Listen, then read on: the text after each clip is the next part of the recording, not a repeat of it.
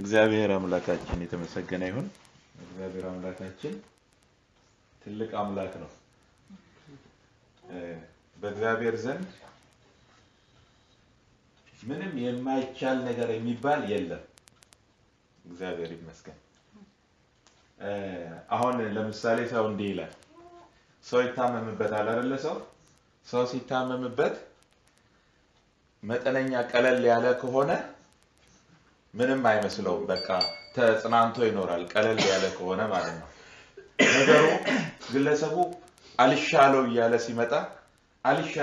ሲመጣ እና ነገሩ ደግሞ ከዛም አልፎ እየባሰ በሽታው ሲመጣ መድኃኒትም እየታዘዘለት አልሻል ሲለው ወደ ሌላም ቦታ ደግሞ ተመርቶ ሄዶ እዛም አልሻል ሲለው እና መጨረሻ ላይ ምን እየሆነ ይመጣል? ሰው ተስፋ እየቆረጠ ይመጣል። መጨረሻ ላይ የክርስቲያን የእግዚአብሔር ሰው ልክ ሰው መጨረሻ ላይ ሄዶ ተስፋ ወደ መቁረጥ በሚደርስበት ጊዜ ተስፋ ወደ አለመቁረጥ የህይወት ከፍታ ሲደርስ በእውነት ያ ሰው በጣም ኃይለኛ የእግዚአብሔር ሰው ነው። በቃ ያ ሰው ምን አይነት የእግዚአብሔር ሰው ነው ይባላል። በእግዚአብሔር እንዴት ነው የሚታመነው ይባላል። አለቀ፣ በቃ ተቆረጠ። ከዚህ በኋላ በቃ ተስፋ የለውም። ሐኪሞች አይታችኋል አይደለ? ያዩና ምን ይላሉ መጨረሻ ላይ? አይ ይሄ ተስፋ የለውም፣ ወይ ከ2 ቀን በኋላ ይሞታል፣ ወይ ከ3 ቀን በኋላ ይሞታል ይላሉ አይደለ? እስከዛ ድረስ ናቸው እነሱ ማለት ነው ሐኪሞች። ከዛ ሁኔታውን ይመጡና በቀጥታም ይሁን በተዘዋዋሪ መንገድ ለቤተሰቦች ይደርሳል ማለት ነው። ቤተሰብም ተስፋ ይቆርጣል ማለት ነው። በዛን ጊዜ ተስፋ የማይቆርጥ የእግዚአብሔር ሰው አማኝ ማለት ነው። እግዚአብሔር ሰው ስል የሆነ ትልቅ አገልጋይ ብቻ ምናምን እንዳታዩ። የግድ ትልቅ አገልጋይ መሆን የለበትም ተስፋ ላለመቁረጥ። ማንኛውም ሰው እግዚአብሔርን ያመነ ጉዳዩ የእምነት ጉዳይ ስለሆነ ሊያምን ይችላል ማለት ነው። ከዛ ያ ሰው በእውነት እንዴት ያለ የእግዚአብሔር ሰው ነው፣ እንዲህ አይነት አማኝ ይባላል ማለት ነው። እግዚአብሔር የተመሰገነ ይሁን። አሁን ክርስትና የሚባል ጌታን እየተከተልን ያለንበት ህይወት አለ። አሁን ያ ነገር ብዙ ጊዜ ስንመለከት ብዙ ሰዎች ሳክሰስፉል አይሆኑም። ብዙ ጊዜ ስንመለከት በክርስትና ሰዎች ሳክሰስፉል አይሆኑም። ብዙ ድካም አለ፣ ብዙ በኃጢአት መውደቅ አለ፣ የተለያየ ነገር አለ ማለት ነው። ምንድነው ችግሩ? ዝም ብሎ ሰው በኃጢአት የሚወድቅበት፣ የሚደክምበት፣ ሰውን መውደድ የማይችልበት፣ በልግስና በደስታ ገንዘቡን ወደሚገባው አቅጣጫ የማይሰጥበት ምንድነው ምክንያቱ ብለን ስንል መጀመሪያ መጠየቅ ያለበት ይሄ ሰው ተወልዷል ወይ ነው የመጀመሪያ ጥያቄ። ግልጽ ነው። የመጀመሪያ ጥያቄ ይሄ ሰው ክርስቲያን ነው ወይ? ይሄ ሰው ከእግዚአብሔር ተወልዷል ወይ? ይሄ ሰው ዳግም ተወልዷል ወይ የሚለው ነው የመጀመሪያ ጥያቄ የሚነሳ። ግልጽ ነው አይደል? ኦኬ። ካልተወለደ ዝም ብሎ በክርስትና ስም ዝም ብሎ እየተመላለሰ አይነት ከሆነ መቼም ቢሆን እስካልተወለደ ድረስ መቼም ቢሆን ዓለምን ሊያሸንፍ አይችልም። ሁሌ በኃጢአት ይኖራል ማለት ነው። ተወልዶ ከሆነ ደግሞ ምንድነው ማለት ነው? አመፀኛ ነው ወይ አይታዝም። ግልጽ ነው አይደለ? ዓለምን ይወዳል፣ ወዶና ፈቅዶ ማለት ነው። ዓለምን ይወዳል። ከዚህም የተነሳ በቃ መንገዱን ስቶ ወጥቶ ሊሄድ ይችላል ማለት ነው። በቃ ከእግዚአብሔር ተለይቶ ሁሉ ሊሄድ ይችላል። መወለድ ቋንቋ ነው ይላሉ አይደል ሰዎች? የተወለደ ሰው የተወለደበትን እንደ ሰው ልደት እንኳን ያከብራል አይደል? ሰው እኮ የልደት ቀን ያከብራል፣ በየዓመቱ ያከብራል። ትልቅ ቫልዩ አለው። በተለይ በዚህ በውጭ ሀገር በጣም ትልቅ ቫልዩ ነው ያለው። በጣም የልደት ቀኔ ነው ይወራል። በቃ ገና ቀኑ ሳይደርስ ከሳምንት በፊት ይወራል። ለማያውቁት ሁሉ ይናገራሉ። የልደት ቀኔ እኮ በዚህ ቀን ነው ምናምን ይላሉ። እኛ ከእግዚአብሔር ተወልደን ከሆነ አፕሪሺየት ማድረግ አለብን። አፕሪሺየት ስናደርግ መወለዳችን ለኛ ትልቅ ስፍራ ያለው ሲሆን አሁን የዛን ጊዜ በተወለድንበት ማንነት መኖር አያቅተንም። ግልጽ ነው። በተወለድንበት አሁን ማን እስቲ ክርስቲያንን ማንንም ክርስቲያን ጠይቁ እስቲ አፕሪሺየት ይደነቃል ወይ ዳግም ተወለድኩ ብሎ የሚደነቅ ሰው እስቲ ገጥሟችሁ ያውቃል? በብዛት ወይኔ ዳግም እኮ ተወለድኩኝ ወይ የሚገርም ነገር ነው። የሚገርም ነገር በህይወቴ ሆነ። ድሮ ጌታን አላውቅም፣ ልክ ዳግም ስወለድ የሆነ ነገር እንደዚህ ሆንኩኝ፣ እንደዚህ ፈሰሰ በውስጤ ፍቅር ፈሰሰ፣ አይቼ ማላውቀው መንፈስ ቅዱስ የሚባል ሰምቼ ማላውቅ ፈሰሰ፣ ልቤ ሁሉ በቃ ደስታ ብቻ ነው፣ ምን እንደው ጭንቀት የሚባል የለኝም፣ አረፍኩኝ የሚል ምስክርነት በጣም በስፋት ይሰማል አይሰማም? እግዚአብሔር አምላክ የተመሰገነ ይሁን። አንድ ነገር ብቻ ላንብብ። አጠቃላይ ክርስትና የሚባል በዓለም ዙሪያ ማለት ነው ክርስትና የሚባል ዲኖሚኔሽን ያለበት ሁሉ በክርስትና ስም የሚጠራ ሁሉ መጽሐፍ ቅዱስ ይሄው መጽሐፍ ቅዱስ አሁን የማነበው ጥቅስ አለው ሁሉም። ይሄ የማነበው ጥቅስ ደግሞ በጣም ሪስትሪክቲቭ ነው፣ የተወሰነ ነው። ወደ ግራ ወደ ቀኝ ልንል የማንችልበት ነው። አሁን የማነበው ጥቅስ ማለት ነው ወደ ግራ ወደ ቀኝ ልንል የማንችል የፈለገውን አይነት የቤተ ክርስቲያን አይነት ውስጥ እንኑር፣ ካቶሊክ እንሁን፣ ኦርቶዶክስ እንሁን፣ ጆቫም እንሁን፣ ሌላም እንሁን፣ የትኛውም እንሁን ሁላችንም ጋር ይሄ መጽሐፍ ቅዱስ እስካለ ድረስ ይሄ አሁን ላነበው ያለው ጥቅስ በጣም ሊሚትድ ነው። ያ በዛ ጥቅስ ላይ ወደ ግራ ወደ ቀኝ ማለት አይቻልም፣ አስችልም። ጥቅሱ ራሱ ወደ ግራ ወደ ቀኝ ከጥቅሱ ካልን ግን የምናምነውንም አናውቅም፣ ሁለት እርስ በርስ የሚቃረን ነገር እያመንን ነው የምንኖረው ማለት ነው። ያ ደግሞ አስተማማኝ ክርስትና አይደለም ማለት ነው። እግዚአብሔር ይመስገን። ስለዚህ ክርስቶስ ኢየሱስን ወደዚች ምድር እንዲመጣ ያደረገው የሰው ልጆች በኃጢአት ምክንያት ከእግዚአብሔር መለየት ነው አይደለ? አሁን የኃጢአት መድኃኒት ተገለጠ። ኢየሱስ ክርስቶስ የኃጢአት መድኃኒት ማለት ነው። ስሙም ኢየሱስ ትለዋለህ ተባለ። ዮሴፍ መልአኩ ገብርኤል መጥቶ ስሙ ከሷ የሚወለደው ከማርያም የሚወለደው ስሙ ኢየሱስ ትለዋለህ አለው። ምክንያቱም እርሱ ህዝቡን ከኃጢአታቸው ሁሉ ያድናቸዋልና። ስለዚህ ምንድነው ኢየሱስ ማለት ምን ማለት ነው? መድኃኒት ነው ማለት ነው። ስለዚህ መድኃኒት ነው አሁን የሚያስፈልገው ለሰው ልጅ ሌላ ነገር አይደለም፣ መድኃኒት ነው የሚያስፈልገው። የሰው ልጅን የሚያስፈልገው ነገር ልንገራችሁ ቅዱሳን፣ ለሰው ልጆች የሚያስፈልገው ነገር በጣም እግዚአብሔር ሲመለከት ተቸገሩበት ብሎ ያለው ነገር መልአክ አጡ አይደለም። መልአክ ተቸግረዋል፣ ችግራቸው መልአክ ነው አላለም እግዚአብሔር። ችግራቸው ሌላ ነገር ነው አላለም እግዚአብሔር። ያለው ችግራቸው መድኃኒት ነው ያለው። ኦኬ መጽሐፍ ቅዱስ መድኃኒትን ማንን ነው የሚለው? ኢየሱስ ክርስቶስ ነው። እርሱ የዓለም መድኃኒት መጽሐፍ ቅዱስ ሲናገር በብዙ ቦታ መድኃኒታችን ይላል። በቃ ሌላ መድኃኒት የለም። ይሄው ነው መድኃኒት ማለት ነው። ከዚህ መድኃኒት ጋር ለመገናኘት ይሄንን መድኃኒት አግኝቶ ለመዋጥ ሂደት አለ ማለት ነው። እሱ ነው አሁን እዚህ ላይ ያለው ማለት ነው። ላንብብ እንዲህ ይላል አንደኛ ዮሐንስ ምዕራፍ 5 ላይ ያለውን ቁጥር 1 አነበዋለሁ። እንዲህ ይላል ክርስቶስ ነው ብሎ በኢየሱስ የሚያምን ሁሉ እንዲህ ድንቅ ነው የሚያሳርፍ በቃ እኮ ይሄው ነው። ክርስቶስ ነው ብሎ በኢየሱስ የሚያምን ሁሉ ከእግዚአብሔር ተወልዷል። ወላጁንም የሚወድ እንግዲህ የወለደንን ማለት ነው። ከእግዚአብሔር ከተወለድን በኋላ ክርስቶስ ነው ብለን በኢየሱስ አምነን ከእግዚአብሔር ከተወለድን በኋላ የወለደንን እግዚአብሔርን የምንወድ ሰዎች ወላጁንም የሚወድ ሁሉ ከእርሱ የተወለደውን ደግሞ ይወዳል። ግልጽ ነው። ይሄ ነው በቃ እንዲህ ነው።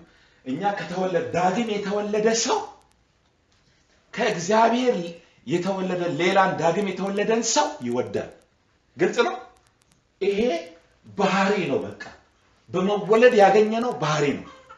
በመወለድ ከእግዚአብሔር የተቀበልነው ባህሪ ነው። ይሄው እንደዛ ነው የሚለው ይወዳል። ዋና ነው መወለድ። ዋናነቱ ባህሪን መቀበያችን ስለሆነ ነው። ግልጽ ነው አይደለ? የተቀበልነውን ባህሪ ግን አስተናግደን መጠቀምና ለመጠቀም የኛ ኃላፊነት ነው። ግን መወለድ በጣም መሰረት ነው ማለት ነው። ለዚህ ነው ኒቆዲሞስን ሰው ዳግም ካልተወለደበት እግዚአብሔር መንግስት ላይ አይችልም አለው ማለት ነው። መወለድ በጣም ወሳኝ ነው እና እንዲህ ይላል እግዚአብሔርን ስንወድ ይላል። አሁን ደግሞ ስንወድ መጀመሪያ እግዚአብሔርን የሚወድ ከእግዚአብሔር የተወለደውን ሌላውን ደግሞ ይወዳል ብሏል። አሁንም ደግሞ እግዚአብሔርን ስንወድ ትእዛዛቱንም ስናደርግ የእግዚአብሔርን ልጆች እንድንወድ በዚህ እናውቃለን። የእግዚአብሔርን ልጆች እንድንወድ በዚህ እናውቃለን። እግዚአብሔር ይመስገን። ከዛም በኋላ ትእዛዙን ልንጠብቅ የእግዚአብሔር ፍቅር ይህ ነውና ትእዛዛቱም ከባዶች አይደሉም። ከእግዚአብሔር የተወለደ ሁሉ ዓለምን ያሸንፋልና። አያችሁ? ከእግዚአብሔር የተወለደ ሁሉ ዓለምን ያሸንፋልና። ቅድም ብያችኋለሁ። ብዙ ሰው ውድቀት አለ፣ ሽንፈት አለ፣ ምን አለ አይደለ? ስንመለከተው ተደጋጋሚ ውድቀት፣ ተደጋጋሚ ሽንፈት፣ ተደጋጋሚ ስም ግን ክርስቲያን ነው። ሕያው እንደመሆን ስም ግን ክርስቲያን ነው። ተደጋጋሚ ውድቀት አለ። ምንድነው ሚስጥሩ ሲባል መጽሐፍ ቅዱስ ቅድም እንዲህ ብያለሁ። ሁለት ነገር ነው የምንጠይቀው። አንደኛ ይሄ ሰው ተወልዷል ወይ አይደለ? ግልጽ እኮ ነው። ተወልዷል ወይ? ይሄ ሰው ተወልዷል ወይ የሚለው እጅግ በጣም ወሳኝ ነው ማለት ነው። ስለዚህ መጽሐፍ ቅዱስ እንዲህ ይላል ከእግዚአብሔር የተወለደ ሁሉ ዓለምን ያሸንፋልና። ግልጽ ነው። ከእግዚአብሔር የተወለደ ሁሉ ዓለምን ያሸንፋልና። ዓለምን የሚያሸንፈው እምነታችን ነው። ባጭር ቃል ግልጽ ነው። አንደኛ ዓለምን ለማሸነፍ ማለት ነው እና የበላይ ሆነን ዓለምን አሸንፈን፣ ዓለምን ማሸነፍ ማለት በአጠቃላይ ኃጢአትን ማሸነፍ ማለት ነው። ኃጢአትን አሸንፈን የበላይ በቅድስና በጽድቅ ለመኖር ማለት ነው። ዋና ተደርጎ የተወሰደው ከእግዚአብሔር መወለዳችን ነው። አንደኛ የመጀመሪያው ክራይቴሪያ። ከእግዚአብሔር ከተወለድን በኋላ ደግሞ ኤክሰርሳይዝ ማድረግ አለብን በዚህ በተወለደው ማንነታችን። ግልጽ ነው አይደለ? በተወለደው በአዲሱ ማንነታችን ኤክሰርሳይዝ መለማመድ አለብን። እግዚአብሔርን ማመንን፣ በእግዚአብሔር መመካትን መለማመድ አለብን። ለዚህ ነው እምነታችን ነው ዓለምን የሚያሸንፈው የሚለው። የትኛው እምነታችን? ከእግዚአብሔር ተወልደናል፣ እግዚአብሔር የበላይ ነው፣ በእኛ በዓለም ካለው ይልቅ በእኛ ያለው ይበልጣል የሚል እምነት፣ በእግዚአብሔር መደገፍ፣ በእግዚአብሔር መመካት፣ እነዚህ ነገሮች ማለት ነው የኛ እምነታችን ይሄ ነው ማለት ነው። ስለዚህ እምነታችን ነው ዓለምን የሚያሸንፈው። ምንድነው የምናምነው ብለን ስንል ጌታን ነው የምናምነው። ሌላ ምን የምናምነው ነገር አለ? ስለዚህ ጌታን ስናምን ደግሞ ምንድነው አሸናፊነቱን፣ የበላይነቱን፣ ሁሉ ነገር ከእግሮቹ በታች መሆኑን ነው የምናምነው ማለት ነው። ይሄን ስናምን በቃ ምን ይመጣልናል? ከእግዚአብሔር ዘንድ ጸጋን እንቀበላለን። ሰዎችን ሁሉ የሚያድነው ጸጋ፣ ኃጢአተኝነትን የሚያስክድ፣ ዓለማዊነትን የሚያስክድ፣ በጽድቅ በቅድስና ራሳችንን በመግዛት የጌታን መምጣት እየተጠባበቅን እንድንኖር የሚያደርግ የሚያድነን የእግዚአብሔር ጸጋ ተገልጧልና ያንን ኤክሰርሳይዝ እንለማመዳለን በሕይወታችን ማለት ነው። እግዚአብሔር ይመስገን። ስለዚህ ባጭሩ መድኃኒት ነው የሚያስፈልገን። መድኃኒት አንድ ብቻ ነው፣ ኢየሱስ ክርስቶስ ነው። ሌላ መድኃኒት የለም። ይሄው መጽሐፋችን ነው። ሌላ መድኃኒት የለም። እንደውም እንዲህ ይላል ቁጥር 10 ላይ በእግዚአብሔር ልጅ የሚያምን ይላል። ማን ነው እሱ? ወልድ ማለት ነው። ኢየሱስ መድኃኒት ማለት ነው። የሚያምን ምስክር በነፍሱ ምስክር አለው። በእግዚአብሔር ቀን በፍርድ ቀን ለኛ ምስክር ሆኖ የሚቆምልን ማን ነው? በክርስቶስ ኢየሱስ በወልድ ማመናችን ነው። እሱ በቃ ምስክራችን ነው። በሱ ማመናችን ማለት ነው። ምስክር በእግዚአብሔር የማያምን ግን እግዚአብሔር ስለ ልጁ የመሰከረው ምስክር ስላላመን ሐሰተኛ ነው። ስለዚህ ኢየሱስን ስናምን እኮ እመኑት ብሎ ነው እግዚአብሔር የላከው። እግዚአብሔር አብ ማለት ነው። አብ ወልድ መንፈስ ቅዱስ አይደል የምንለው? አብ ምን አደረገ? ልጁ ኢየሱስ ክርስቶስን ወልድን ወደ ምድር የላከው እመኑት ብሎ ነው። ስለዚህ ሰው ኢየሱስ ክርስቶስን አንተ ብቸኛ አዳኝ ነህ ብሎ ማመን ካቃተው ላኪውንም አላመነም ማለት ነው። ምክንያቱም ላኪው እመኑት ብሎ ነው አይላከው። ግልጽ ነው አይደለ? እመኑት ብሎ ስለሆነ የላከው። ለዚህ ነው በዚህ ቦታ ላይ በእግዚአብሔር የማያምን እግዚአብሔር ስለ ልጁ የመሰከረውን ምስክር ስላላመነ ሐሰተኛ አድርጎታል። በልጁ በኢየሱስ ስናምን በእግዚአብሔር ማመናችን ነው። ምክንያቱም እሱ ነው የመሰከረው። የምወደው ልጄ በእርሱ ደስ የሚለኝ እርሱ ነው፣ እርሱን ስሙት ብሎናል። ጌታ ኢየሱስ ክርስቶስ በሙሉ የሚናገረው ሁሉ የማን ፈቃድ ነው? ያ ፈቃድ ነው ማለት ነው። ስለዚህ እኛ ኢየሱስን ስናምነው እግዚአብሔር ደስ ይለዋል። ለምን? የወደደውን ፈቃዱን አድርገናል ማለት ነው። ስለዚህ ወልድ ያለው ሰው ኢየሱስ ያለው ሰው ማን አለው ማለት ነው? አብ አለው ማለት ነው። ኢየሱስ ያለው ሰው ደግሞ ማን ይኖረዋል? እንዲህ ብሏል ጌታ ኢየሱስ ክርስቶስ ዮሐንስ ሲናገር እኔ በውሃ አጠምቃችኋለሁ፣ ከኔ በኋላ የሚመጣው ግን የከበረው የእግሩን ጫማ ጠፍር ልፈታ የማልችለው እርሱ ከኔ ይልቅ የከበረ ነው፣ እርሱ በእሳትና በመንፈስ ቅዱስ ያጠምቃል ብሏል። ስለዚህ ጌታ ኢየሱስ ክርስቶስን ተናግሯል። እኔ ብሄድ ይሻላችኋል፣ እኔ ከሄድኩ በኋላ መንፈስ ቅዱስን እልካላችኋለሁ ብሏል። ስለዚህ ለማን ነው መንፈስ ቅዱስ የሚላከው? ለአማኝ ነው የሚላከው። ማንን ላመነ? ኢየሱስን ላመነ ማለት ነው። አያችሁ ጌታ እንዲህ አለ፣ ማንም የተጠማ ቢኖር ወደ እኔ ይምጣና ይጠጣ፣ መጽሐፍም እንደሚል የሕይወት ውሃ ወንዝ ከሆዱ ይፈልቃል። ይህንን ያለው በሱ የሚያምኑ ሊቀበሉት ስላለ መንፈስ ተናገራለ። ስለዚህ ምን ማለት ነው? አያችሁ ኢየሱስ ክርስቶስ ዋና ነው ማለት ነው። ኢየሱስን ስናምን ማንን አምነናል? እግዚአብሔር አብን አምነናል። ኢየሱስን ስናምን ማንን እንቀበላለን? መንፈስ ቅዱስን እንቀበላለን። ስለዚህ አብ፣ ወልድ፣ መንፈስ ቅዱስ በእኛ ዘንድ መኖሪያ ያደርጋሉ ማለት ነው። ትክክለኛ እምነት ይሄ ነው። በቃ ከዚህ የወጣ እምነት ግን ዋጋ የሌለው ከንቱ ነው ማለት ነው። እግዚአብሔር አምላክ የተመሰገነ ነው። ጌታ ይርዳን። ቅዱሳን በእውነት እግዚአብሔር ይርዳን። ይሄ መጽሐፍ ነው። የትኛውም ቤተክርስቲያን ብትሄዱ ይሄ አሁን ያነበብኩት አለ። እሺ ይሄ አሁን ያነበብኩት የሚያፈናፍን ነው፣ ሌላ ነገር እንድናምን ያደርጋል። ከዚህ ውጪ እዚሁ ላይ ከመጣበቅ ውጪ ወደ ሌላ ሂዱ ይላል አይልም። ይሄው ነው በቃ። እግዚአብሔር ይመስገን። እና ስለዚህ እንድናስተውል ያስፈልጋል ማለት ነው። ጌታ እንድናስተውል ያስፈልጋል። እግዚአብሔር ይርዳል። እግዚአብሔር ሆይ እናመሰግናለን ስለ ቅዱስ ቃል። እግዚአብሔር ሆይ ክብር ላንተ ይሁን። አምላኬ ሆይ ክብር ላንተ ይሁን። እንዳንተ ያለ ማንም የለም። እግዚአብሔር ሆይ ሁሉ ነገር ግልጽ ነው። የተደበቀ የተሰወረ ነገር የለም። ቃልም ይናገራል። ምንም የተራቆተ ሁሉ የተራቆተ ለኛ ራሱ ግልጽ አድርገሃል። እግዚአብሔር አምላካችን ሆይ ቃልህን ለኛ ግልጽ አድርገ መስጠት ራሱ እግዚአብሔር ሆይ ያንተ ጽድቅን ፍርድ ነው። እግዚአብሔር ሆይ ለሰው ልጆች ያለህን ፍቅር ያመለክታል። እግዚአብሔር ሆይ ወዲያ ሰማይ ሄዶ ማያምጣልን የምንለው አይደለም ቃል፣ ወይም ደግሞ ባህር ተሻግሮ ማያምጣልን በልብህና በአፍህ ላይ ሆኖ ቀርቧል። እግዚአብሔር ከመቼውም ይልቅ አሁን ደግሞ ቃሉ ቀርቧል። እግዚአብሔር ሆይ ቃሉ ቀርቧል። የኔ ጌታ እግዚአብሔር ሆይ ወንጌል ጌታ እግዚአብሔር ሆይ በተለያየ ሚዲያ መልክ ጌታ እግዚአብሔር ሆይ ያልደረሰበት ስፍራ የለም ማለት ይቻላል። እግዚአብሔር ሆይ በጌታ በኢየሱስ ክርስቶስ ስም እግዚአብሔር ሆይ ይህንን የተገለጠውን ቃል የሕይወት ቃል እግዚአብሔር ሆይ አምነን ተቀብለን መዳን እንድንችል እርዳን።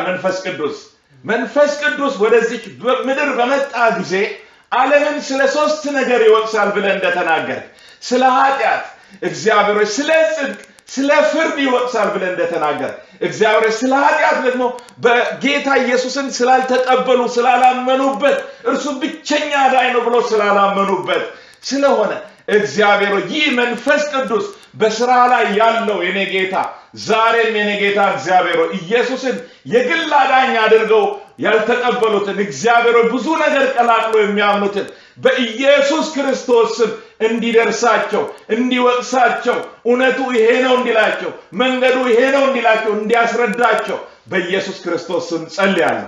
እግዚአብሔር ሆይ ሰውን ሊያስረዳ አይቻልም። የኔ ጌታ በሰው አንተ ተጠቅመ ታስረዳ ይሆናል። እግዚአብሔር በተለያየ መንገድ ግለሰቦችን በግልም ልትገናኝ ትችላለህ። በጌታ በኢየሱስ ክርስቶስ ስም እግዚአብሔር ሆይ ሁሉን ላንተ አሳልፈን ሰጠን። አንተ ትችላለህ የኔ ጌታ። እዚህ ቤት ውስጥ ጌታ ሆይ ከዚህ እምነት አንድም ሰው አይጉደል በጌታ በኢየሱስ ክርስቶስ ስም። እግዚአብሔር ሆይ አንድ ሰው የማይድን አይኑር የኔ ጌታ፣ አይኑር በኢየሱስ ክርስቶስ ስም። እግዚአብሔር ሆይ እዚህ ቤት ውስጥ በጌታ በኢየሱስ ስም ከተሰበሰብነው ውስጥ አንድም ሰው አይጉደል የኔ ጌታ። ጌታ ሆይ ላንተ ቀላል ነው። እግዚአብሔር ሆይ በህልም መናገር ትችላለህ፣ ከፈለክ በራእይ መናገር ትችላለህ። እግዚአብሔር የዘላለም አባት ሆይ አንድ ነገር ግን እንለምናለን፣ እያንዳንዳችንን አግኘን። እግዚአብሔር ተቀብለናል የምንለውንም አግኘን። እግዚአብሔር ሆይ ከክብር ወደ ክብር እንድንሻገር በኢየሱስ ስም አግኘን የኔ ጌታ። እናገልግል የኔ ጌታ። እግዚአብሔር ሆይ ክብርን አሳየን። እግዚአብሔር ሆይ ስለ ሁሉ ተመስገን፣ ተመስገን ስለሰማን በጌታ በኢየሱስ ክርስቶስ ስም አሜን፣ አሜን፣ አሜን። እግዚአብሔር ይባርካችሁ። ጌታ ጸጋ አሜን።